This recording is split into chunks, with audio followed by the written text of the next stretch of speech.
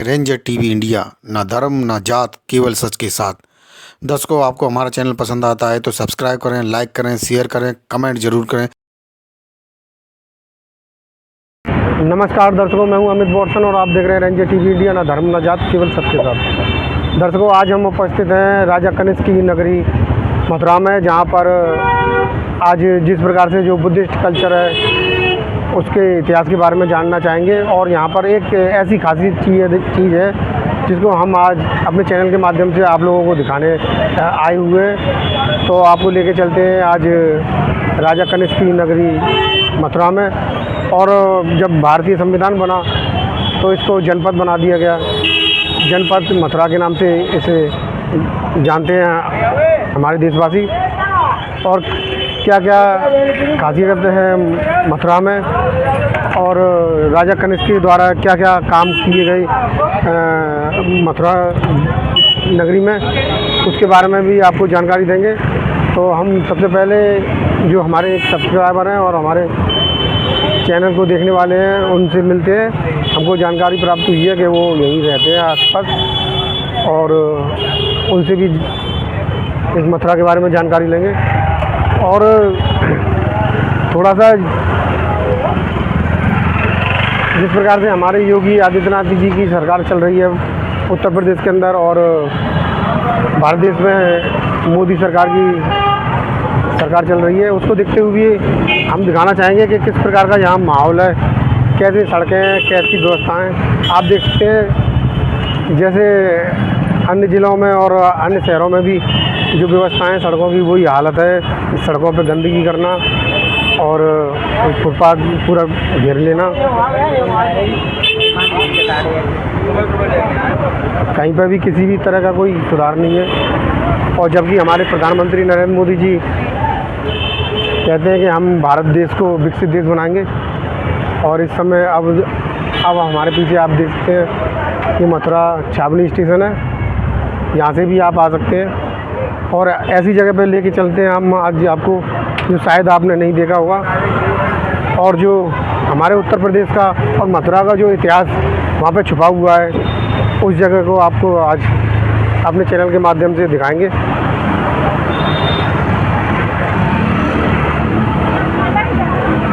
हाल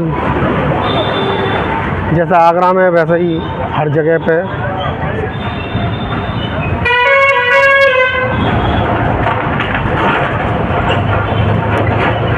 भारत देश में सबसे पहले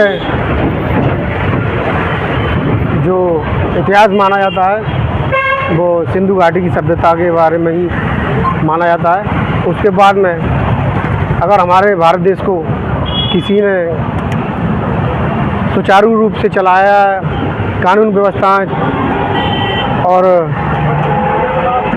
जनता के हित के कार्य किए, तो वो सम्राट अशोक थे। और सम्राट अशोक के बाद अगर हमारे भारत देश के जो संविधान बनने के बाद में जो कार्य प्रणाली बनी, उसको देखते हुए अगर हमारे भारत देश में अगर किसी ने शासन किया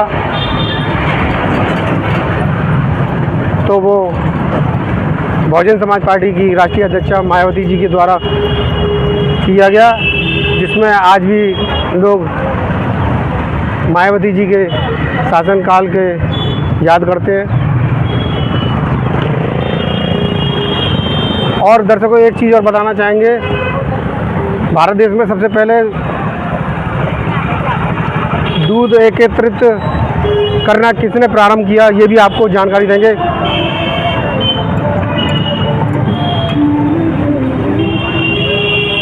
भारत देश में सबसे पहले डेयरी की व्यवस्था किसने की, उसके बारे में भी आपको बताएंगे। अगर आपको पता है भारत में सबसे पहले किसने दूध एकत्रित कर के जो गरीबों के लिए बंटवाना प्रारंभ किया था, उसका नाम अगर आपको मालूम है तो हमारे चैनल के कमेंट में आप बताएं, और नहीं तो हम आपको बताएंगे।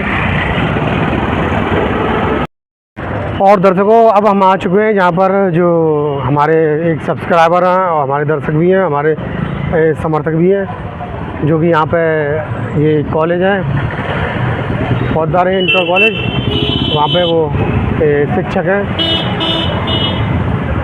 तो उनसे जानकारी लेंगे मथुरा के बारे में।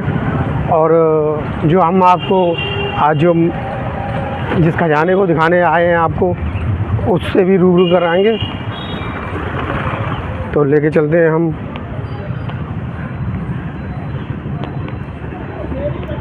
अब आप देख सकते हैं इस स्कूल की व्यवस्थाएं किस प्रकार से, यहाँ पे पेड़ पौधे और बगीचा गार्डन बना रखा है।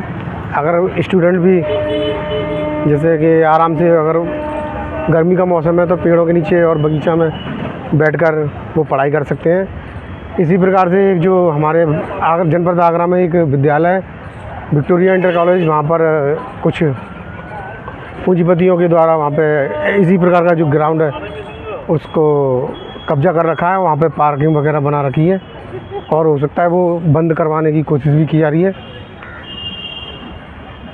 तो हम भी चाहते हैं कि वो इसी प्रकार का जो ग्राउंड है वो एक बगीचे के रूप में बने और यहाँ पर बच्चे जो स्कूल के छात्र और छात्राएँ वहाँ पे पढ़ सकें, बैठ सकें, या आसपास के लोग भी वहाँ पे आके पढ़ सकें।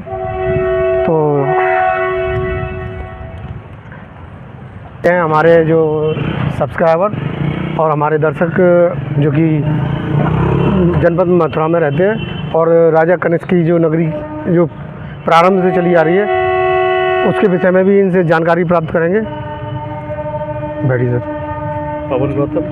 ओके, ये भी एक मिलने वाले हमें मिल गए और ये बुद्धिस्ट कल्चर पर ही ज़्यादा विश्वास रखते हैं, तो इनसे भी कुछ बातें करेंगे। तो दर्शकों, आज हम उपस्थित हैं राजा कनिष्क की नगरी मथुरा में और इसके बारे में कुछ जानकारी प्राप्त करते हैं और जो हमारे एक शुभचिंतक हैं और दर्शक भी हैं, इनसे भी इनका परिचय लेते हैं और इनकी साथ में आज वो खजाना दिखाने जा रहे हैं जो शायद आप लोगों ने नहीं देखा होगा।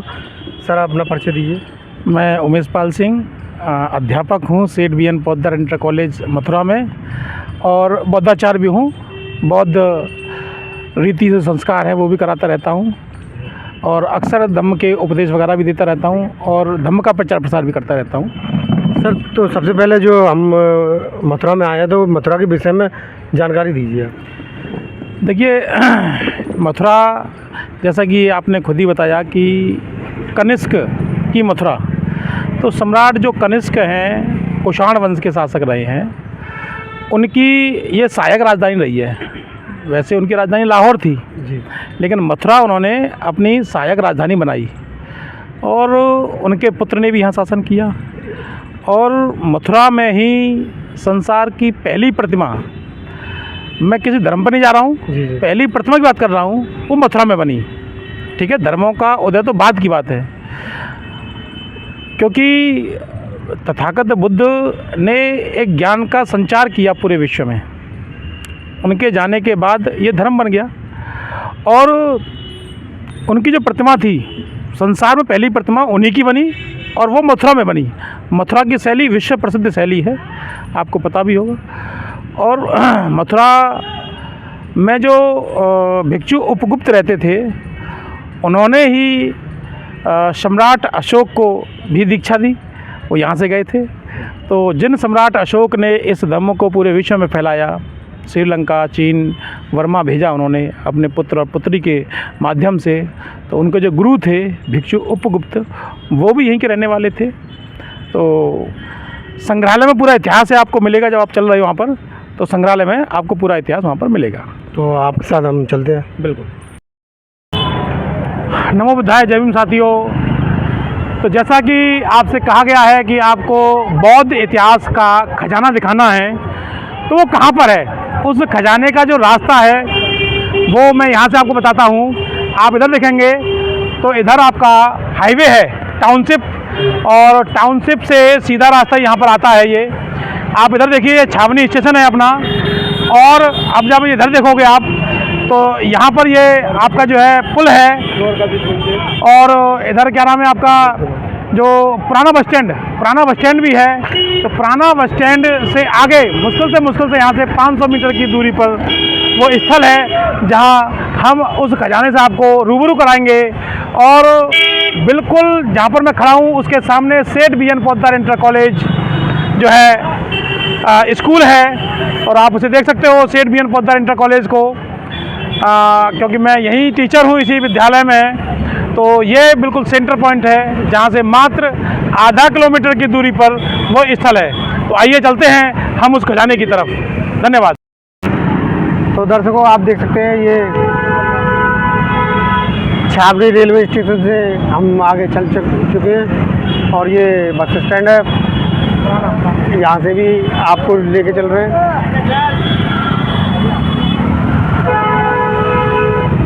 जो ट्रैफिक व्यवस्था है वो पूरे उत्तर प्रदेश में लचर है। कोई भी कहीं पे भी अपनी गाड़ियाँ घुमा देता है और कहीं पे भी मोड़ देता है। और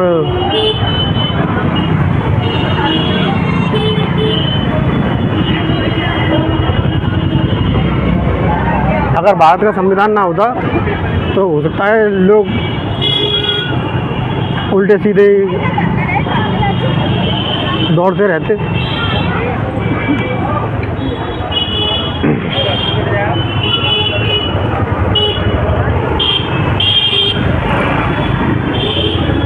मॉल बना लिए, पार्किंग बाहर सड़कों पे खड़ी हुई है।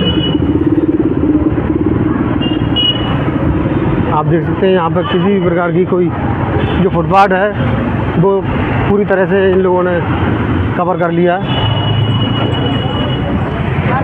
दर्शकों अब हम आ चुके हैं जहाँ आपको आज जो एक खजाना दिखाना था और राजा कनिष्क की नगरी मथुरा के इतिहास के बारे में आपको बताना था। तो आप देख सकते हैं हमारे पीछे ये राजकीय संग्रहालय है जहाँ पर हमारा इतिहास छुपा हुआ है। और क्या क्या इतिहास है वो हम अंदर जाके जो हमारे साथी हैं उमेश पाल जी, उनके साथ में आपको अपने चैनल के माध्यम से आज दिखाएंगे। तो आप देख सकते हैं ये राजकीय संग्रहालय जहाँ पर बुद्धिस्ट जो अवशेष हैं वो यहाँ पे संग्रह किए गए हैं। और जो भी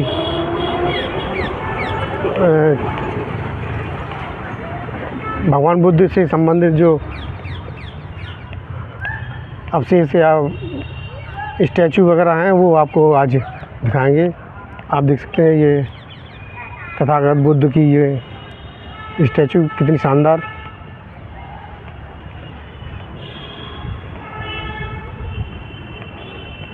दर्शकों जब हम भगवान बुद्ध के आसपास होते हैं तो महसूस करते हैं एक शांति, एक खुशहाली का जो वातावरण महसूस होता है। ना शोर शराबा, ना कोई किसी तरह का कोई हलचल होती है। नो ये हमारे पर्यटक हैं विदेशी जो कि यहाँ पे जो भगवान बुद्ध से संबंधित जो संग्रहालय में जो चीज़ें रखी हुई हैं उनको देखने के लिए आए। आइए लेके चलते हैं। और सबसे पहले तो हम आपको मालूम है कि जो भारत का नागरिक होता है उसकी जिम्मेदारी होती है जहाँ पर टिकट वगैरह लगती है तो वहाँ पे टिकट लेनी पड़ती है, उसके बाद ही प्रवेश करते हैं।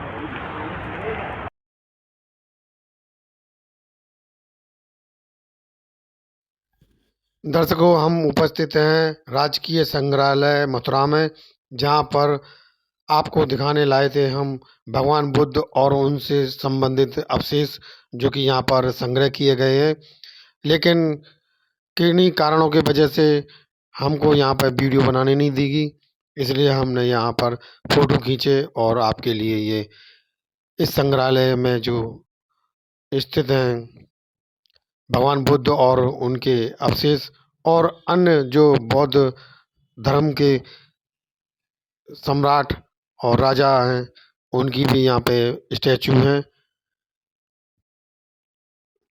हम चाहते हैं कि आप लोग इन फोटो को भी देखकर कभी भी यहाँ पर आ सकते हैं राजकीय संग्रहालय मथुरा में, जहाँ पर भगवान बुद्ध और बौद्ध धम्म से संबंधित वस्तुएं और अवशेष और मूर्तियां रखी हुई हैं और आपको यहाँ आकर बहुत ही अच्छा फील होगा, शांति का वातावरण प्राप्त होगा और आपको भारत देश का इतिहास भी यहाँ पर प्राप्त होगा कि भारत देश में किस प्रकार से बौद्ध सम्राट, राजा और धम्म गुरुओं के द्वारा जो कार्य किए गए वो इस संग्रहालय में आपको देखने को मिलेंगे।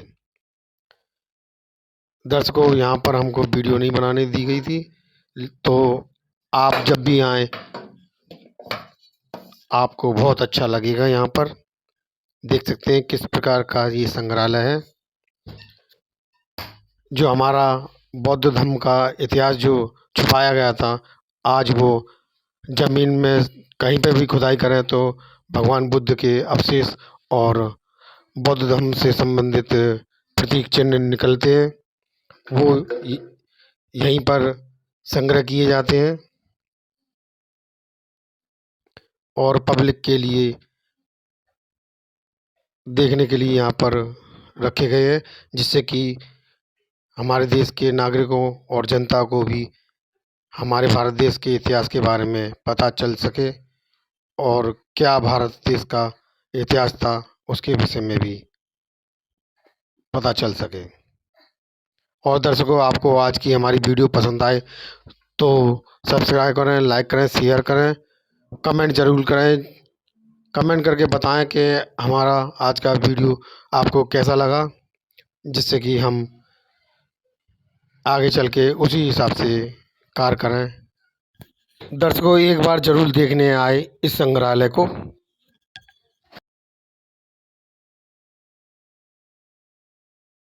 तो दर्शकों, ये थी एक जो हमारा बुद्धिस्ट कल्चर का जो खजाना, जिसे हम लोग खजाना कह रहे थे। और यहाँ पर जिस प्रकार से जो हालांकि वीडियो नहीं बना पाई, किसी जो इनके कानून नियम के अनुसार यहाँ पे वीडियो बनाना अलाउड नहीं है, इसलिए हमने फ़ोटो लगाए। और फ़ोटो में भी आप देख सकते हैं किस प्रकार से बुद्धिस्ट कल्चर के जो अवशेष निकले हुए यहाँ पे संग्रह किए गए हैं। और आप यहाँ अपने बुद्धिस्ट कल्चर को जो इतिहास है उसको देखना चाहें तो यहाँ पर आ सकते हैं। तो ये हमारे साथी हैं, वो बताएंगे।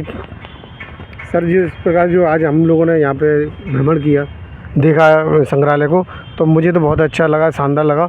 और मतलब इससे हमें महसूस होता कि जो हमारा भारत देश का जो इतिहास था वो किस प्रकार का था। पर एक जो हमें थोड़ी सी दिक्कत हुई, आज वीडियो नहीं बना पाए इनके जो कानून की वजह से। और आप दर्शकों से क्या कहना चाहेंगे कि इसके बारे में क्या कहना चाहेंगे सर? देखिए, ऐसा है कि मथुरा का जो बुद्ध इतिहास है उसके पीछे की जो कहानी है कि तथागत बुद्ध मथुरा में 2 बार आए जी, और यहीं से वो बैरंजा गए। बैरंजा, जिसे हम वज्र भूमि भी कह सकते हैं, और अतरंजी खेड़ा भी उसका नाम है, जो इस समय जलेसर और एटा के बीच में पड़ता है। तो तथागत बुद्ध ने यहाँ पर वर्षावास किया और यहाँ के लोगों को सर मुड़वा के दीक्षा दी। तो जिन लोगों ने सर मुड़वाया वो मुड़िया कहलाए, और जिस स्थल पर उन्होंने ये दीक्षा दी, क्योंकि सर मुंडवाया तो मुंडन हुआ उनका, और जो है वहाँ पर जो पर्वत था वो पर्वत के पास इनका मुंडन हुआ, तो इसलिए वो उरमुंड कहलाया। तो उरमुंड पर्वत पर, जो कि आज जिसे हम गोवर्धन कहते हैं, उस उरमुंड पर्वत पर तथागत बुद्ध ने लोगों के उपासकों के सर मुड़वा के उनको दीक्षा दी, और जिन्होंने सिर मुड़वाया वो मुड़िया कहलाए। और वो दिन जो था वो आषाढ़ी पूर्णिमा का दिन था, इसीलिए यहाँ पर मुड़िया पूर्णिमा कार्यक्रम मथुरा में प्रचलित हुआ। तथागत बुद्ध के बाद तमाम बौद्ध राजाओं ने यहाँ पर अपने बुद्ध विहार बनवाए। अगर हम इस इतिहास को देखें तो 4वीं शताब्दी में आए फाहियान के भी जो यात्रा वृत्तांत है उससे भी हमें साक्ष्य मिलते हैं कि यहाँ पर करीब 20 संघाराम, बड़े संघारामों के साक्ष्य मिलते हैं। और 6वीं शताब्दी में आए यहाँ पर हुएनसांग, जो कि सम्राट हर्षवर्धन के समय में आए थे, और वो उन्होंने भी भारत में भ्रमण किया और वो मथुरा भी आए थे। तो उन्होंने 20 से अधिक यानी करीब 24 से अधिक यहाँ पर संघाराम देखे। और मथुरा को हुएनसांग ने 24 बड़े वनों में बांटा। उन्होंने बताया कि मथुरा के चारों ओर 24 बड़े वनों में मथुरा बटा हुआ है, जिसमें आपका महावन है, लोवन है, वृंदावन है, महुवन है, नंदनवन है, इस टाइप के वनों में बटा हुआ था ये क्षेत्र जो है। और ये पूरा जो एरिया था 273 किलोमीटर पड़ता है, जिसे हम लगभग 84 कोस कहते हैं। और 84 कोस की जो परिक्रमा है वो कब से शुरू हुई कि जब सम्राट अशोक ने दीक्षा ली थी तो उनके जो गुरु थे भिक्षु उपगुप्त, वो मथुरा में निवास करते थे। तो मथुरा से वो गए थे सम्राट अशोक को दीक्षा देने के लिए, और सम्राट उपगुप्त के कहने पर ही सम्राट अशोक ने जो 84,000 स्तूप पूरे देश में बनाए थे, उनका एक प्रतीक यहाँ मथुरा में बनवाया, जो 84 खम्मा बुद्ध विहार यहाँ पर महावन में स्थित था। आज हालांकि वो 84 खम्मा बुद्ध विहार नहीं रहा है, आज वो मंदिर बन गया है, 84 खम्मा मंदिर है, और 84 कोस की परिक्रमा का भी जो इतिहास है वो बदल दिया गया है। तो वो जो है सम्राट अशोक के जो बुद्ध गुरु थे भिक्षु उपगुप्त, और उनके सेनापति भी थे क्या नाम है सम्राट अशोक के, और काफ़ी समय तक वो वहाँ भी रहे सम्राट के साथ, और फिर अपना मथुरा में तो वो रहते ही थे। तो लेकिन अगर बात कर, क्योंकि सम्राट अशोक के समय तो बुद्ध मूर्तियाँ थी नहीं, उस समय तो केवल स्तंभलेख शिलालेख थे, है ना, स्तूप बनवाए सम्राट अशोक ने, मूर्तियाँ नहीं थी बुद्ध की उस समय। बुद्ध की जो मूर्तियों का प्रचलन चला है वो कुषाण शासक सम्राट कनिष्क, जिनकी राजधानी लाहौर थी, उन्होंने अपनी सहायक राजधानी मथुरा को बनाया। मथुरा को मथुरा भी कहते हैं, मथुरा मतलब मठों अच्छा का गढ़, मठ मतलब बौद्ध मठ। हाँ, तो मथुरा भी कहा जाता है, मथुरा को परिवर्तित कर दिया। हाँ, मथुरा को परिवर्तित करके मथुरा किया गया है। और मथुरा की शैली विश्व प्रसिद्ध है, सबको पता है। तो संसार की पहली प्रतिमा, जितने भी धर्म हैं सभी धर्मों में पहली प्रतिमा बुद्ध की बनी, किसी भी धर्म की प्रतिमा इससे पहले नहीं बनी, बुद्ध की प्रतिमा पहली बनी, और वो मथुरा में बनी, और सम्राट कनिष्क के पुत्र हुविस्क ने बनवाई, और हुविस्क ने अपने नाम से एक बुद्ध विहार बनवाया, हुविस्क बुद्ध विहार। यहाँ पर तमाम बुद्ध विहार थे, हुविस्क बुद्ध विहार था, यश बुद्ध विहार था, 84 खम्मा बुद्ध विहार था, वाकाटक बुद्ध विहार था, बहुत सारे बुद्ध विहार यहाँ पर मथुरा में बने हुए थे उस समय। ये प्रमुख बुद्ध विहारों के नाम थे।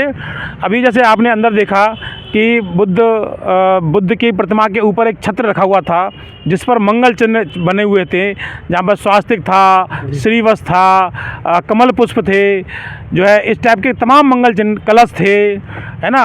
तो ये जो मंगल चिन्ह हैं ये बुद्ध की मूर्तियाँ या बुद्ध के स्तंभ के ऊपर रखे छत्र, उनसे प्राप्त हुए हैं।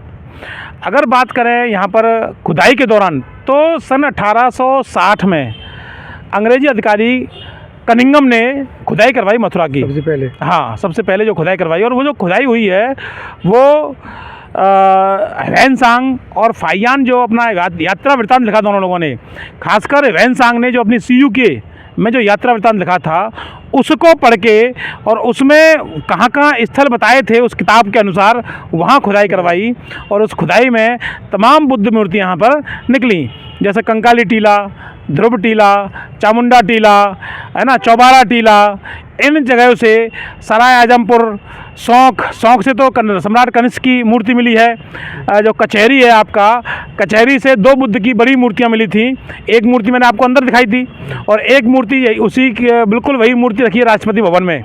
तो वो कहाँ से मिली? राष्ट्रपति भवन में जो मूर्ति रखी हुई है वो कहाँ से मिली? मथुरा के कचहरी से। हम मथुरा कहेंगे, मथुरा के कचहरी से वो मूर्ति हमें प्राप्त हुई। तो सौंख में खुदाई हुई तो बुद्ध निकले, आपका सदर में खुदाई हुई बुद्ध निकले। तो ऐसे अभी देखो घोषणा का टीला है, अगर उसकी खुदाई कर दी जाए तो वहाँ भी बुद्ध निकलेंगे। अभी भी निरंतर जैसे हम कुछ मूर्तियाँ यहाँ पर बड़ी हैं, तो वो मूर्तियाँ मथुरा से ही मिली हैं, लेकिन उनका स्थान डाल दिया गया है अज्ञात। क्यों डाला गया है कि अगर प्राप्ति स्थान अगर इसमें डाल देंगे तो वहाँ पर खुदाई फिर से, वहाँ खुदाई के अलावा फिर वो उस पर कब्जा करेंगे। जो बौद्ध लोग हैं वो कहेंगे भाई हमारा स्थल है, हो सकता है कि वो स्थल अभी किसी ने कब्जाया नहीं हो, क्योंकि और ऐसा मालूम नहीं हो सकता जहाँ पे खुदाई हो आज के ज़माने में उसका पता ना चला हो। तो ऐसा तो नहीं है, जब सम्राट कनिष्क के समय खुदाई हुई है उस समय की चीज़ें निकल के स्थल निकल के आ गए हैं। अब चौबारा टीला है, कंकाली टीला है, ध्रुव टीला है। अगर इन स्थलों पर जहाँ पर ये मूर्तियाँ निकली हैं तो वो बौद्धों को देनी चाहिए, कि भाई आपका स्थल है, आपका आस्था स्थल है, उनको देने चाहिए, लेकिन ऐसा होता नहीं है, दिया नहीं जा रहा है। तो बहुत सारी खैर इतिहास है मथुरा का। अब सम्राट कनिष्क का जो धार्मिक जीवन तो चलो बौद्ध का रहा, लेकिन सामाजिक जीवन की बात करूँ तो उनके तमाम ख्यातियाँ थीं। जैसे मथुरा में कहा जाता है, गायों का बताया गया है कि भाई गाय गौशाला बनी हुई है यहाँ पर। तो यहाँ इसमें कोई दोहरा नहीं है कि सम्राट कनिष्क के समय पर बहुत सारी गायें यहाँ पाली जाती थी, और उन गायों का दूध सम्राट कनिष्क जो जिनके परिवार से बचता था, उनको इकट्ठा करके उस दूध को वहाँ वितरित करते थे जहाँ पर दूध बच्चों को नहीं मिल पाता था। तो दर्शकों, जो हम बताना चाह रहे थे कि जो डेयरी की उत्पादन या मतलब दूध एकत्रित किसी ने राजा ने किया, तो अब आप लोग भी जान चुके हैं कि राजा कनिष्क के द्वारा भारतवर्ष में सबसे पहले दूध एकत्रित करके, और जिन लोगों के पास दूध नहीं होता था, जो लोग गाय भैंस नहीं पालते थे, वहाँ पर उनके बच्चों के लिए या उनके परिवार के लिए दूध भेजा जाता था। तो ये जो है सम्राट कनिष्क का मैंने बताया, और हालांकि कुछ इतिहासकार तो ये भी कहते हैं कि सम्राट कनिष्क को ही कंस बना दिया गया है, तो उनका है ना नेगेटिव इफेक्ट जाएगा इस चीज़ में, तो उधर नहीं जाएंगे। लेकिन मैं आपको बता दूं कि मथुरा के ही एक मानसिंह बौद्ध हैं, उन्होंने अपनी एक किताब लिखी है मथुरा का इतिहास, और उसमें उन्होंने उर्मुंड पर्वत, जो अभी फ़िलहाल गोवर्धन है, क्योंकि तथागत बुद्ध जब वहाँ पर आए थे तो ऐसा कहा जाता है कि वहाँ पर गायों का बड़ा व्यापार चलता था। गोवर्धन, गायों का वर्धन करना। अच्छा जी। उससे निकल के आता था ये। अब शब्दों का फेर है, उसे गोवर्धन कहो या गोबर धन कहो, ये इतिहास को तोड़ने मोड़ने वाले लोगों का काम है। लेकिन तथागत बुद्ध ने उर्मुंड पर्वत पर, जहाँ से कि गायों का बड़ा व्यापार चलता था, उसको गायों का संवर्धन चलाया। जैसे कि आजकल हम लोग बोलते हैं, जैसे पैंट वगैरह बोलते हैं, जैसे जानवरों की। जी जी जी जी। जैसे गांव देहातों में जो पशुओं के जो मेले लगते हैं, उसी तरह से मेले के अलावा मतलब कट्टी खाना भी था वहाँ पर। अच्छा अच्छा। गाय काटी जाती थी वहाँ पर, गायों का मांस बेचा जाता था, बाहर भी, यहाँ से ही बाहर बेचा जाता था मांस। तो तथागत बुद्ध ने उस पर प्रतिबंध लगाया, उसको रोका वहाँ पर। तो गौ संरक्षण किया बुद्ध ने वहाँ पर जो है। तो हालांकि अब वो गौ संरक्षण को किसी और रूप में दे दिया गया है, लेकिन वो तथागत बुद्ध ने गौ संरक्षण चलाया था, और तभी वहाँ से जो है गायों का मांस कटना बंद हुआ। और तथागत बुद्ध ने वो 3 महीने उसी उर्मुंड पर्वत पर अपना वर्षावास किया, और पूरा मथुरा में पूरा घूमे, भ्रमण किया। जो ये मूर्तियाँ निकल रही हैं वो उसी वजह से निकल रही हैं। तो ये जो आपका जो है, मैंने जो भी जानकारी मुझे थी, जो मैंने बुद्धिजीवियों को पढ़ा, किताबों में पढ़ा और त्रिपिटक से पढ़ा, वो इतिहास मैंने आपको बताया आज यहाँ पर। और हमारे दर्शकों को क्या कहना चाहेंगे कि वो यहाँ पर आने के लिए? हाँ, मैं चाहूँगा, क्योंकि ये अपना इतिहास जो संग्रहालय, जैसे कह रहे थे हम खजाना, बौद्धों का खजाना दिखाएंगे, तो ये मथुरा का संग्रहालय, जिसमें आने के लिए जो आपका हाईवे से आएंगे, दिल्ली से आए, आगरा से आए, टाउनशिप उतरेंगे, टाउनशिप से सीधे ऑटो मिलेगा आपको पुराने बस स्टैंड के लिए, और पुराने बस स्टैंड से मात्र आधा किलोमीटर की दूरी पर ये जो संग्रहालय है। इसके अलावा, क्योंकि मैं बिल्कुल नज़दीक में ही पढ़ाता हूँ, मेरा विद्यालय बिल्कुल नज़दीक में है, सेठ BN Poddar inter college Mathura, और आपको अगर जैसे कोई जानकारी ना हो तो मुझसे संपर्क कर सकते हैं। मेरा नंबर जब ये वीडियो बनाएंगे तो हमारे महोदय इस पर डाल देंगे, मेरा नंबर बोल दीजिए। फिर भी मेरा नंबर आप नोट कर सकते हैं, 9458075005। इस नंबर पर आप मुझे कॉल करेंगे तो आपको संग्रहालय का सीधा रास्ता मैं बताऊंगा, और कोशिश करेंगे कि आपका साथ भी देंगे। बिल्कुल, चाहे तो साथ में पियेंगे, ऐसे कैसे, जब मैं नज़दीक में हूँ तो आप मेरा विद्यालय आइए, सेठ BN पोद्दार इंटर कॉलेज, बिल्कुल छावनी के सामने मेरा विद्यालय है। इन्हीं सब बातों के साथ मैं अब अपनी वाणी को विराम दूंगा। नमो बुद्धाय, जय भीम, जय भारत साथियों। तो दर्शकों, आज हमने अपने भारत देश का इतिहास जहाँ पे संग्रह किया जा रहा है, उसको आपको आपके अपने चैनल के माध्यम से आपको दिखाया। और आज की जो न्यूज़ है आपको कैसी लगी, उसके बारे में हमें कमेंट करके बताना, और हमारे चैनल को सब्सक्राइब करना। और इसी के साथ विदा लेते हैं, और किसी अन्य विषय को लेकर फिर आपके सामने उपस्थित होंगे। तब तक के लिए नमस्कार। ओके, चलिए। तो आज की न्यूज़ आपको पसंद आए तो लाइक करें, शेयर करें, कमेंट करें, सब्सक्राइब ज़रूर करें, जिससे कि हमारा चैनल आगे बढ़ सके और हम अपने देश और देशवासियों की सेवा कर सकें। इसी के साथ फिर मुलाकात होगी, तब तक के लिए आपसे विदा लेते हैं। नमस्कार।